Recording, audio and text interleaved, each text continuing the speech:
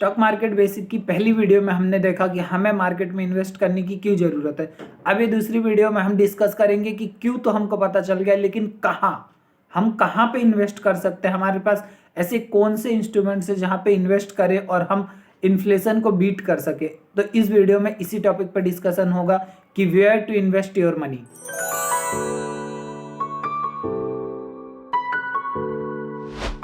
जब भी बात आती है इन्वेस्टमेंट की, तो इन्वेस्टमेंट के टाइम सबसे पहले एक वर्ड आता है, that is called asset. Asset का सिंपल सा मीनिंग होता है वो चीज जो आपको पैसा कमा के देती है। जैसे कि मैं एक सबसे सिंपल एग्जांपल देता हूँ, हमारे यहाँ पे जितने भी पुराने लोग हैं वो मेनली दो चीज़ों में इन्वेस्ट करते हैं। द फर्स्ट इज, और जो सबको पसंद है, वो है गोल्ड। गोल्ड को आप टाइम के साथ यूज भी कर सकते हैं, किसी की वेडिंग में या कुछ भी जो है ज्वेलरी बना के पहन सकते हैं, और टाइम टू टाइम उसका इंक्रीमेंट होता रहता है। मीन्स कि गोल्ड का प्राइस बढ़ता रहता है, जिससे आपने गोल्ड में इन्वेस्ट किया है तो वो पैसा कम नहीं होता, टाइम के साथ बढ़ता रहता है। अगर आप चाहें तो वो गोल्ड जब भी बेचेंगे तो वो आपने जितने में खरीदा उससे महंगे में ही बेचेंगे। तो ये एक पहला इन्वेस्टमेंट हो गया। दूसरा इन्वेस्टमेंट है रियल इस्टेट, प्रॉपर्टी या जमीन। यूजुअली हमारे पास अगर ज़रूरत से ज़्यादा पैसा आ गया है तो हम गोल्ड की जगह पे हम जमीन बाय करते हैं। मीन्स कि एक जगह पे कहीं पे लैंड एक्वायर कर लेते हैं और उससे प्रॉपर्टी का भाव बढ़ता है। नॉर्मली हमारे टाइम पे ये दो इन्वेस्टमेंट होती है, the first is gold, the another one is property. हमारे इन्वेस्टमेंट में तीसरा टॉपिक आता है एफडी। जो लोग पढ़े लिखे हैं या जिनको थोड़ा बहुत बैंक या फाइनेंस का नॉलेज है वो लोग एफडी प्रिफर्ड करते हैं। जैसे कि मेरे अकाउंट में 1 लाख रुपए स्पेयर पड़ा हुआ है, उसका कोई ज़रूरत नहीं है आने वाले 1 साल 6 महीने के लिए, तो मैं क्या करूँगा, उस अमाउंट का एफडी करवा दूंगा बैंक में जाके। तो बैंक वाले क्या करेंगे, उस अमाउंट पे 1 लाख पे नॉर्मल जो सेविंग अकाउंट में मुझे 3% रिटर्न मिल रहा है, उसके अगेंस्ट में एफडी कराने पे वो फिक्स डिपॉजिट हो जाता है। एफडी का मतलब है फिक्स डिपॉजिट। फिक्स डिपॉजिट पे मुझे 8 से 9% का रिटर्न देंगे। मीन्स कि इन्फ्लेशन से मैं थोड़ा आगे रहता हूँ। इन्फ्लेशन चल रहा है 6 से 7%, तो मुझे एफडी पे 8 से 9% का रिटर्न मिलता है। मीन्स कि 6 महीने या 1 साल बाद मेरा अमाउंट कम नहीं होगा, मुझे उस पर थोड़ा थोड़ा रिटर्न मिलेगा।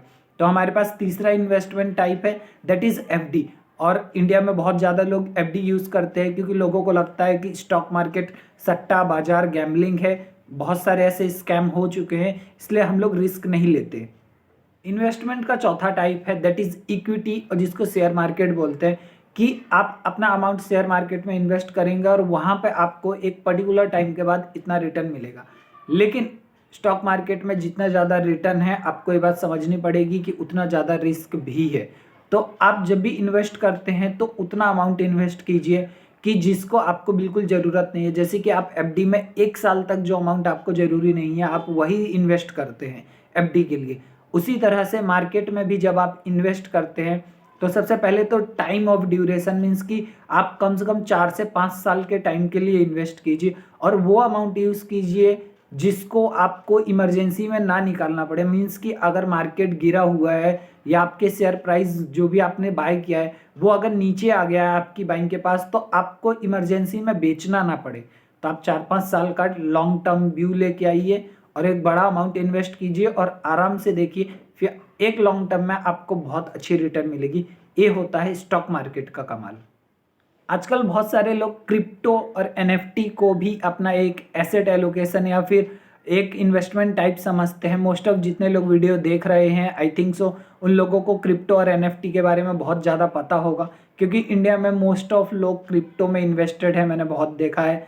तो हमारा टॉपिक वो नहीं है, हमारा टॉपिक है स्टॉक मार्केट। स्टॉक मार्केट से रिलेटेड बहुत सारी वीडियो इसी चैनल पे आएंगी, तो आप इस चैनल को सब्सक्राइब करके रखिए। और ये वीडियो से रिलेटेड अगर आपको कुछ डाउट है तो आप कमेंट सेक्शन में आके बता सकते हैं।